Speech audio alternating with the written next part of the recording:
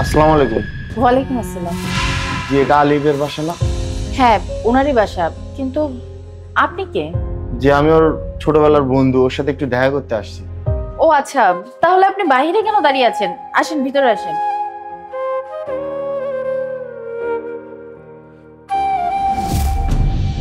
আলিফ, আলিফ তোমার বন্ধু আসছে। এই সময় আবার কিরে আপু, কেমন আছিস? এতদিন পর।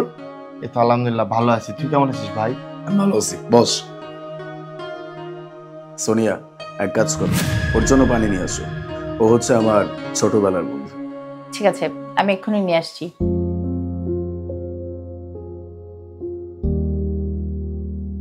তারপর বল, এতদিন যাবত কোথায় গায়েব হয়ে গেছিলি? না কোনো ফোন কল, না দেখা করা, কিচ্ছু না, কোনো যোগাযোগ নেই। না, তেমন কোনো কথা না। আসলে তোর ফোন নাম্বারটা আমার ফোনে ছিল, আর আমার ফোনটা হাত থেকে পড়ে যে নষ্ট হয়ে গেছে। আমি তোকে ফোন করবো কিভাবে? আর তোর এই বাসার অ্যাড্রেসটাও তো আমি ঠিক জানতাম না। আচ্ছা, বুঝতে পারছি। এখন আমাকে এটা বল যে আঙ্কেল আন্টি কেমন আছে? সবাই ভালো আছে? ঠিকঠাক? আম্মা একদম ঠিক আছে, কিন্তু বাবা নেই। কি বলতেছিস? আঙ্কেল নাই, এত বড় একটা ঘটনা ঘটে গেছে, আমি কিচ্ছু জানি না, আমাকে জানাবি না? বলবো কিভাবে? আমার কাছে তো ফোনই নাই। আচ্ছা ঠিক আছে, যা হওয়ার তা তো হয়ে গেছে। নে, পানিটা খা। এই নিন। সোনিয়া, তোমাকে না বারবার বলতাম যে আমার ছোটবেলার একটা বন্ধুর কথা। ও সেই, ওর নাম হচ্ছে আপন। ও, আপনি তাহলে সেই আপন? আপনি জানেন, আপনার বন্ধু সব সময় আপনাকে নিয়ে কথা বলতো। এমন কোনো দিন বাদ নাই যেদিন আপনার নামটা সে মুখে না নিত। সব সময় বলতো আপন এটা খেতে পছন্দ করতো, আপন এটা করতো, আমরা দুই বন্ধু মিলে এটা করতাম, অনেক গল্প করতো। আচ্ছা ঠিক আছে।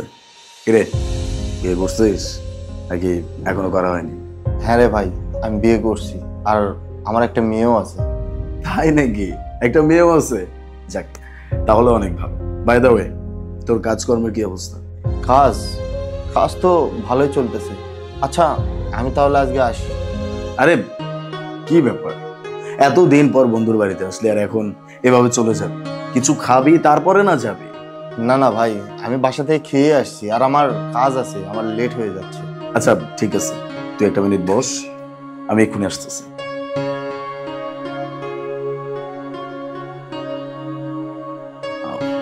এই নে, এটা টাকাটা রাখ। ভাই, এতগুলা টাকা, আর আমি তো তোর কাছ থেকে কোনো টাকা চাইনি। তুই আমার কাছে টাকা চাবি আর আমি তারপরে তোকে দিব? হ্যাঁ, এটা কোনো সিস্টেম? তুই আমার বন্ধু, রেখে দে। তুই কিভাবে জানলি অনেক টাকার দরকার ছিল আমার? তুই আমার ছোটবেলার বন্ধু, তোর কি প্রয়োজন আর কি প্রয়োজন না সেটা আমি বুঝবো না? টাকাটা নিয়ে যা, আরো যদি টাকার প্রয়োজন হয় আমাকে জানাবি। আলিফ, আমি বুঝতে পারতেছি না তোর এই ঋণ আমি কিভাবে শোধ করব। আজব কথাবার্তা, বন্ধুত্বের মাঝে ঋণ কোথায় থেকে আসলো? আমি তো কিছুই বুঝতে পারতেছি না। আরে ঋণের কথা যে তুই আমাকে বললি, তোর কি একটু লজ্জা করলো না? আচ্ছা সরি। এই যে আবার সরি? আচ্ছা বাবা, বন্ধুত্বের মাঝে সরি থ্যাংক ইউ এসব বলে কিছু আছে? No sorry, no thank you.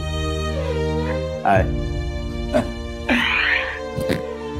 আসুন, এটা হচ্ছে আমার কার্ড। যে কোনো সময় আমার অফিসে চলে আসবি বা আমাকে কল করবি। আচ্ছা ঠিক আছে, আমি তাহলে আসি।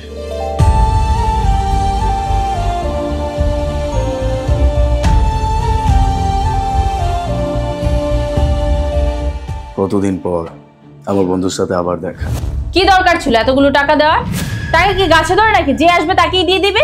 সোনিয়া, ও কিন্তু যে কেউ না, আমার বন্ধু। তুমি কাকে যে কেউ বলতেছো?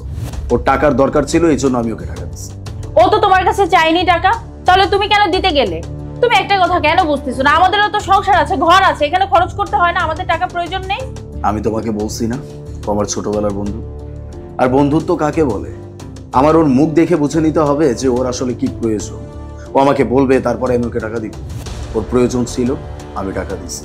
ওর যদি আরো লাগে আমি আরো দিব, কারণ আমি খুব ভালো করে জানি ওর অবস্থা খুবই খারাপ। এই জন্য আমি ওকে টাকা দিচ্ছি। কিন্তু বাস, কোনো কিন্তু না। আমি জানি আমি কি করছি। আমি তোমাকে বারবার বলতেছি ও আমার ছোটবেলার বন্ধু। সেই ছোট্টবেলা থেকে একসাথে বড় হয়েছি, একসাথে স্কুলে গেছি, একসাথে খেলছি, একসাথে সাইকেলে করে ঘুরছি। ওর টিফিন বক্স থেকে আমি নিজে খাইছি, আমাকে ও খাওয়াই দিছে। আর আজকে ও এত বড় একটা বিপদে পড়ছে, আমি ওকে সাহায্য করবো না? আজকে আমি সাকসেস হইতে পারছি, ও পারে নাই। এতে তো ওর কোনো দোষ নাই, এটা ওর কপালের দোষ। ও হয়তো পারে নাই, দ্যাটস ওয়াই আজকে ওর খারাপ অবস্থা চলতেছে। আমি বন্ধ হয়ে যদি ওর পাশে না দাঁড়াই, তাহলে কে দাঁড়াবে? সোনিয়া, তোমাকে আজকে একটা কথা বলে রাখি, মাথায় রেখো। যদি কখনো তোমার কোনো বন্ধু কোনো কিছুর প্রয়োজন পড়ে, কখনো পিছু পা হয়ে না, কারণ বন্ধুত্ব কখনো টাকা দিয়ে পরিমাপ করা যায় না। হ্যাঁ, তুমি একদম ঠিক বলেছো। আমারও না একটা বন্ধু ছিল যে আমাকে সব সময় সাহায্য করত। আজকে ওর থেকে আমি অনেক দূরে, আমাদের মধ্যে অনেক দূরত্ব, কিন্তু ওর কথা না আমার অনেক মনে পড়ে। ও যদি কখনো আমার কাছে সাহায্যের জন্য আসে, আমি ওকে অবশ্যই সাহায্য করব, কারণ বন্ধুই তো বন্ধুত্বের জন্য। বন্ধুত্ব কখনো ধনী গরিব দেখে হয় না,